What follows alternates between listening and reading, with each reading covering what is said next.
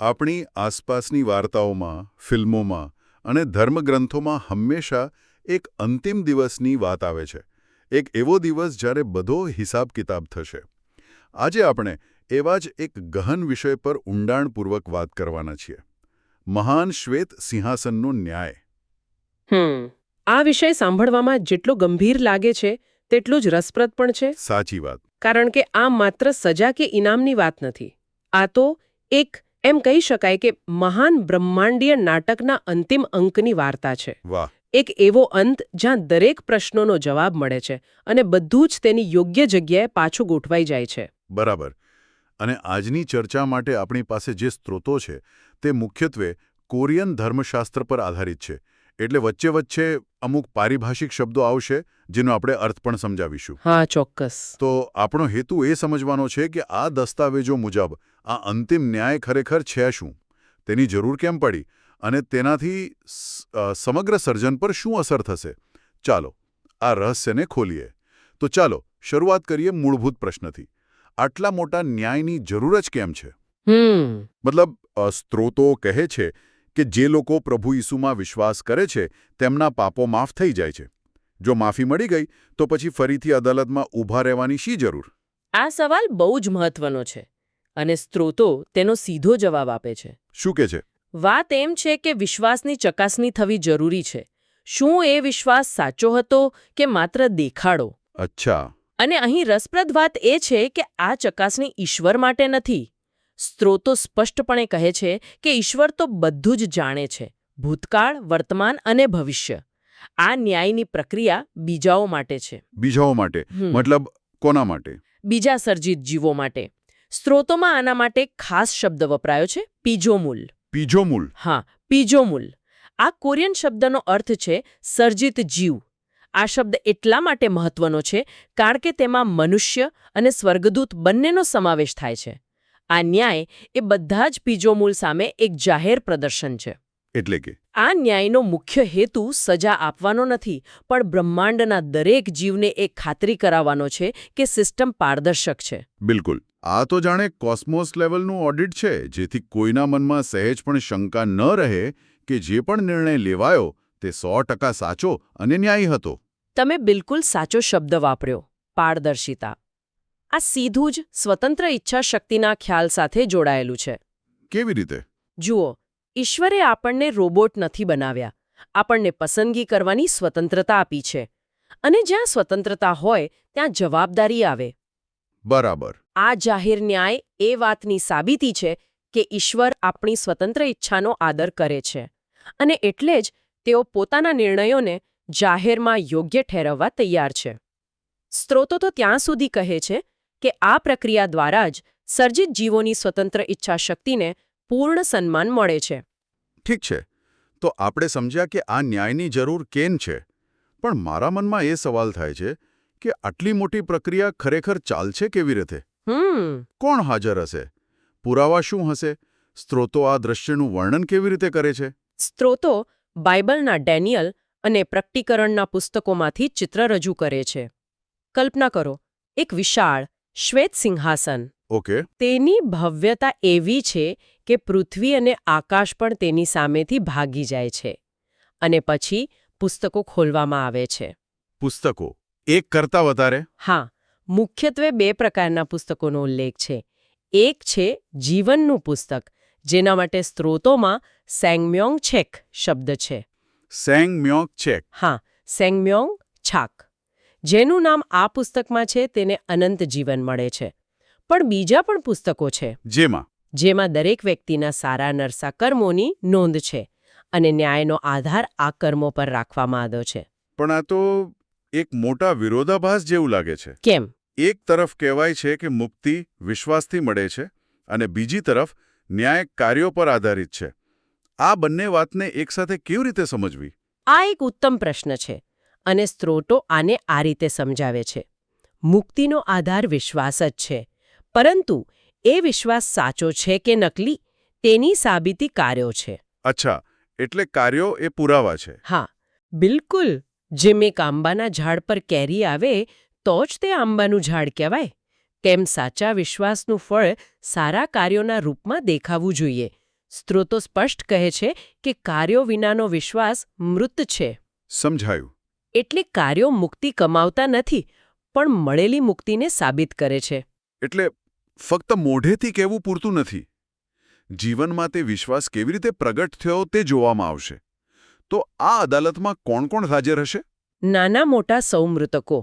સ્ત્રોતો કહે છે કે સમુદ્ર પોતાના મૃતકોને પાછા સોંપશે. મૃત્યુ અને પાતાળલોક પણ પોતાના કેદીઓને હાજર કરશે. અહીં પાતાળલોક માટે કોઈ ખાસ શબ્દ છે? હા, એના માટે ઉંબુ કે હેડીઝ શબ્દ વપરાયો છે, જેનો અર્થ મૃત્યુ પછીની એક એવી કામચલાઉ અવસ્થા છે જ્યાં આત્મા અંતિમ ન્યાયની રાહ જુએ છે. ઓહ, એટલે એ કાયમી નરક નથી? ના, બિલકુલ નહીં. એ એક પ્રતીક્ષા સ્થળ છે. ટૂંકમાં કોઈ પણ આ ન્યાયમાંથી બચી શકશે નહીં. અને ન્યાયનો માપદંડ શું હશે?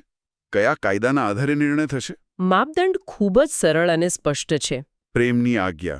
હા, એટલે કે શું તે વ્યક્તિએ પૂરા હૃદયથી ઈશ્વરને પ્રેમ કર્યો અને શું તેણે પોતાના પડોશીને પોતાની જેમ પ્રેમ કર્યો? બસ આટલું જ? હા, જેમના જીવનમાં આ પ્રેમ દેખાશે તેઓ અનંત જીવન પામશે, અને જેઓ ઈશ્વરનો અનાદર કરીને બીજા પર અત્યાચાર કરતા રહ્યા તેમને સજા થશે.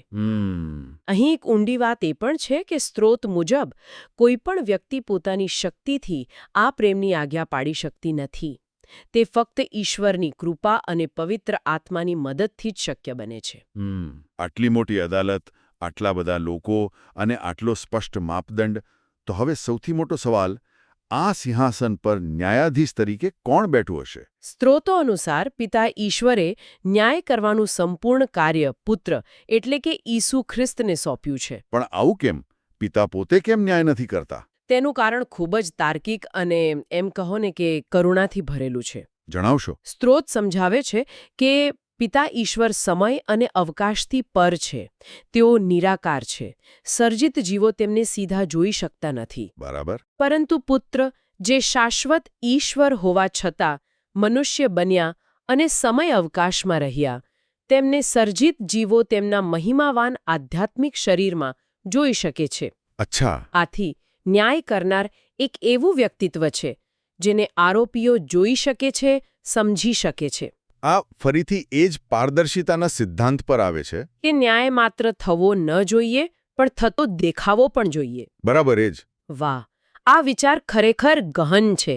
એટલે કે ન્યાયાધીશ પણ એવા છે જે સર્જિત જીવોના અનુભવને સમજે છે. હા. આ ફરીથી એ જ વાત પર પાછું આવે છે કે આ બધું ઈશ્વરના જ્ઞાન માટે નથી, કારણ કે તેઓ તો પહેલેથી જ બધું જાણે છે, કોણ બચશે અને કોણ નહીં. બિલકુલ. આ બધું તો એમના ન્યાય, પ્રેમ અને પવિત્રતાના જાહેર પ્રદર્શન માટે છે. બિલકુલ. ભલે ઈશ્વર બધું જાણતા હોય, છતાં પણ દરેક વ્યક્તિને તેની પસંદગીઓ માટે જવાબદાર ગણવામાં આવે છે, અને તે જવાબદારી જાહેરમાં પુરાવા સાથે સાબિત કરવામાં આવે છે.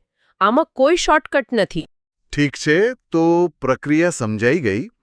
હવે સૌથી મહત્વના ભાગ પર આવીએ. પરિણામો. આ ન્યાયના અંતે શું થશે? દેખીતી રીતે બે જ પરિણામો શક્ય છે. હા, બે અંતિમ અને કાયમી પરિણામો. પહેલું, જેમના નામ જીવનના પુસ્તકમાં નોંધાયેલા જોવા મળે છે, તેઓ અનંત જીવન મેળવે છે. અને એ જીવન કેવું હશે? સ્ત્રોતો કહે છે કે તેમને દૂતો જેવું મહિમાવાન આધ્યાત્મિક શરીર મળે છે. અને સૌથી મહત્વની વાત, તેઓ ફરી ક્યારેય પાપ કરતા નથી. તેમની સ્વતંત્ર ઈચ્છાશક્તિ હવે ઈશ્વરના પ્રેમ સાથે સંપૂર્ણપણે સુમેળમાં આવી જાય છે. અને બીજું પરિણામ? જેમના નામ એ પુસ્તકમાં નથી મળતા તેમનું શું? તેમને અગ્નિની ખાઈમાં નાખવામાં આવે છે. સ્ત્રોતો આના માટે બુલમોત શબ્દ વાપરે છે. બુલમોત? હા, બુલમોત. આને બીજું મૃત્યુ અથવા દુલ્જે સમાંગ પણ કહેવામાં આવ્યું છે. દુલ્જે સમાંગ. દુલ્જે સમાંગ. આ ઈશ્વરથી અંતિમ અને કાયમી વિદાય છે.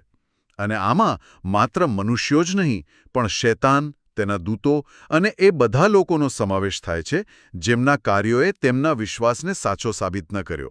અહીં એક વિચાર આવે છે. શું બધાને એક સરખી સજા મળશે? કારણ કે પાપના સ્તર તો અલગ અલગ હોય છે. આ મુદ્દો પણ સ્ત્રોતોમાં ઉઠાવવામાં આવ્યો છે, અને તર્ક એવો છે કે સજા પ્રમાણસર હશે. મતલબ? જેણે વધુ પાપ કર્યા છે, વધુ લોકોને ગેરમાર્ગે દોર્યા છે, તેને વધુ કઠોર સજા મળશે. આ તર્ક મુજબ શૈતાનને સૌથી ભયંકર સજા મળશે, કારણ કે તે પાપનો મૂળ સ્ત્રોત છે. સ્ત્રોતોમાં આ સજા વિશે કોઈ વધુ ચોંકાવનારી વિગત છે? હા, એક એવી વિગત છે જે સામાન્ય રીતે ચર્ચાતી નથી અને તે ખરેખર કંપારી છૂટાવી દે તેવી છે. શું છે? સ્ત્રોત કહે છે કે આપણું પૃથ્વી પરનું ભૌતિક શરીર અગ્નિની ખાઈ જેવી સજા સહન કરી જ ન શકે. તે તો એક ક્ષણમાં જ નાશ પામશે. તો પછી તેથી પાપીઓને સજા ભોગવવા માટે એક ખાસ પ્રકારનું શરીર આપવામાં આવશે. સ્ત્રોતોમાં તેને કેદીના વસ્ત્રો માટેનો કોરિયન શબ્દ જોએસુબોક તરીકે વર્ણવવામાં આવ્યું છે. એક મિનિટ, શું કહ્યું? જુએ સુબોક. હા, જોએસુબોક. આ તો ખરેખર કલ્પના બહારની વાત છે. એટલે કે સજા ભોગવવા માટે એક ખાસ શરીર બનાવવામાં આવશે. આ તો કોઈ સાયન્સ ફિક્શન ફિલ્મ જેવું લાગે છે. લાગે છે ખરું ને? શું તેનો એકમાત્ર હેતુ સજા સહન કરવાનો જ છે? સ્ત્રોતો અનુસાર હા, આ શરીર ખાસ એટલા માટે બનાવવામાં આવ્યું છે કે તે ન્યાયી સજા પૂર્ણ થાય ત્યાં સુધી ટકી શકે. આ વિચાર સજાની ગંભીરતા અને ઈશ્વરના ન્યાયની સંપૂર્ણતા દર્શાવે છે કે કશું જ અધૂરું નહીં રહે. તે એ પણ દર્શાવે છે કે ઈશ્વર અવ્યવસ્થિત રીતે નહીં, પણ એક વ્યવસ્થા હેઠળ ન્યાય કરે છે, ભલે તે સજાની વ્યવસ્થા હોય. આ ખરેખર ગંભીર ચિત્ર છે. પણ આ ન્યાય પછી શું? શું બધું અહીં સમાપ્ત થઈ જાય છે? ગુનેગારોને સજા મળી ગઈ અને સારા લોકોને ઇનામ? શું આ વાર્તાનો અંત છે? ના, આ અંત નથી, પણ એક નવી અને ભવ્ય શરૂઆત છે. સ્ત્રોતો આ ઘટનાને સર્જનની પૂર્ણાહુતિ કહે છે, જેના માટે શબ્દ છે ચાંગજો વી વાનસોંગ. ચાંગજો વુઈ વાનસોંગ. હા, ચાંગજો વી વાનસોંગ. સર્જનની પૂર્ણાહુતિ. આનો શું અર્થ થાય? આનો અર્થ છે કે બ્રહ્માંડનું ક્લીનઅપ, પાપ સાથે જોડાયેલી દરેક વસ્તુ, ગુનેગારો, ખુદ મૃત્યુ અને પાતાળલોક એટલે કે ઊંબું, બધાને અગ્નિની ખાઈમાં નાખીને સર્જનમાંથી કાયમ માટે દૂર કરી દેવામાં આવે છે. એટલે બધું જ નકારાત્મક દૂર. હા, જે કંઈ પણ સર્જનને તેના મૂળ હેતુથી ભટકાવે છે તે બધું જ નાબૂદ થઈ જાય છે.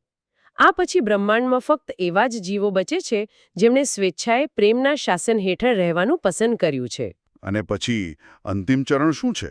અંતિમ ચરણમાં પુત્ર બધા શત્રુઓ પર, જેમાં છેલ્લો શત્રુ મૃત્યુ છે, વિજય મેળવીને આ સંપૂર્ણ, શુદ્ધ અને પુનઃસ્થાપિત થયેલું સર્જન પિતાને પાછું સોંપે છે. વાહ!